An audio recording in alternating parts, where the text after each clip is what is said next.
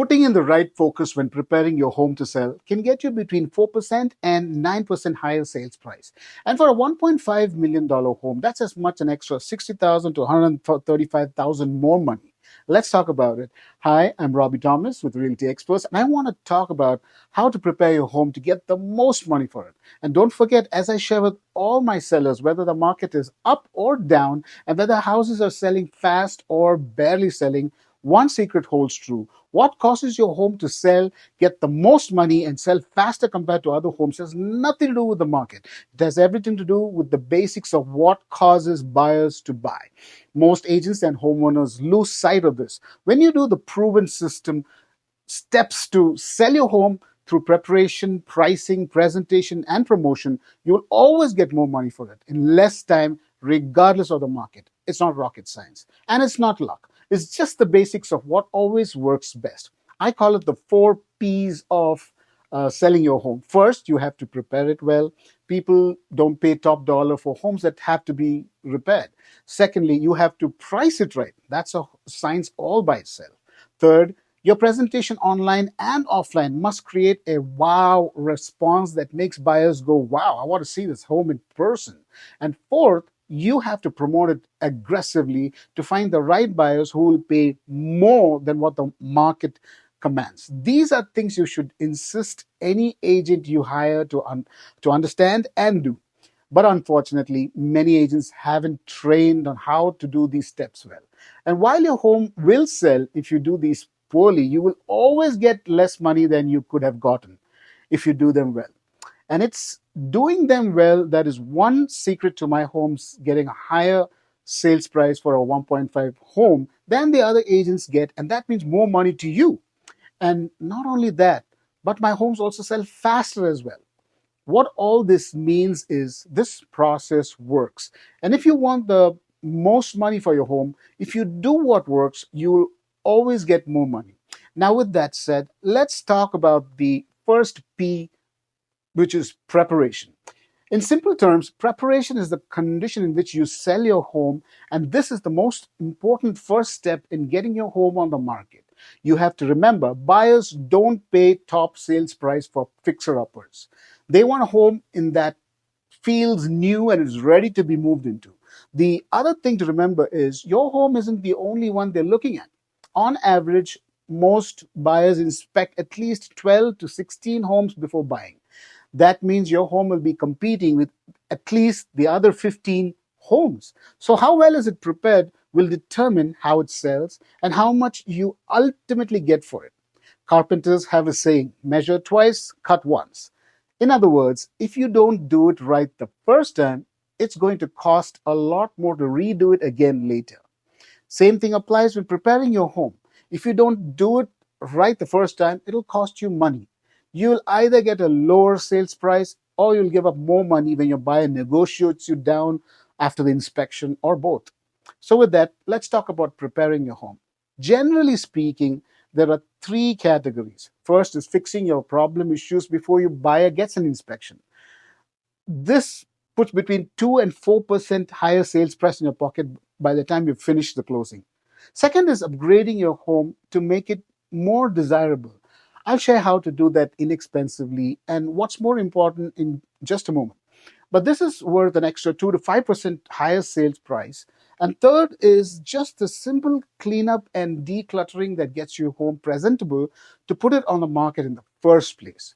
If you add this up properly, preparing your home can get you as much as 4 to 9% higher net sales price, or somewhere around 60 to 135,000 more for a 1.5 average home. So if you want the most money for your home, it's a big deal to do it right. Now, let me walk you through the others. Most important thing I do with sellers to help them get the most money is the first step is to remember that kitchens and bathrooms sell homes fast. These are the 2 most important rooms when selling your home. So focus here first. As far as the kitchen goes, look at your floor and countertops. Are they old and outdated? If so, updating them will always get more money than it costs to update them. And if you're concerned about the cost and whether or not you'll get the money out, or if you just call me and ask, I can tell you pretty quickly what it is and what isn't a good update to make. Next, look at your cabinets and appliances. They should be appealing as possible. You don't necessarily need to replace older ones, but they can get expensive too. But there are inexpensive things you can do to make them look updated. For example, instead of replacing old cabinets, either reface them or simply paint and update the hardware to make it look newer. Or if your appliances have scratched or worn out panels, you can often get replacement panels that make them look newer. Then, as far as bathrooms go, the simple key is getting them in guest perfect condition. Clean and fix grout or mildew stains. Make sure the walls are freshly painted and all the light bulbs work. And replace all bulbs and the brightest ones possible so your bathrooms look as bright and friendly as possible. The second step is preparation is curb appeal. When buyers visit to your home for the first time, you want their first impression when they drive up, and you want them to fall in love at first sight. And this is called the curb appeal, and it helps set the stage for them to love your home. So step outside and look at your home from the street as a buyer would. Think like a buyer. Walk up the road and view it as they would see it as they drive to it. Then walk up your drive and just observe everything as a first time visitor. Is your curb and driveway pressure washed and looking brand new? Is there anything on the outside or of the home that needs repairing, shrubs that need trimming, or anything else that detracts from its beauty? If so, fix it. Remember, you may have lived in it for years and it doesn't bother you, but I promise you, it will bother your buyers. Look at your flower garden. If you have one, does it need new flowers to spruce it up? Or maybe new pine straw to make it look complete? If so, it doesn't cost much, but the visual effects make a big impact on the buyers. Then, when you walk up to the front door, is your walkway in perfect condition? If it's brick, does it look cared for? Is it in great condition? Or does it look worn out? If it's poured concrete, what's the condition? Are there any cracks on it?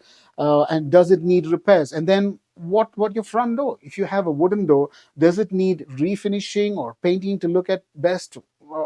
What about the handles? If you do, then yes, then do it. That's the first impression they have as buyers as they enter your home. And you want to amaze them with how well kept your home has been. The effort you put into that first impression will always pay for itself in a higher sales price.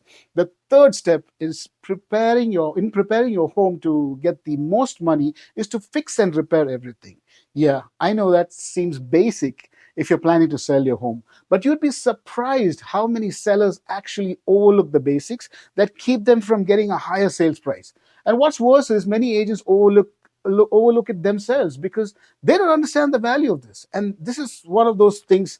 And the real issue is let nothing grab your buyer's attention to say, this isn't right. So fix everything in your home before you think of putting it on the market. For starters, take a screwdriver and make sure the cabinet and door handles are tight. Doorknobs, anything which is loose, anything can turn off a buyer. Next, replace every burned out light in your room, just as you did in the bathrooms, and use only the brightest bulbs possible to make your home bright and friendly.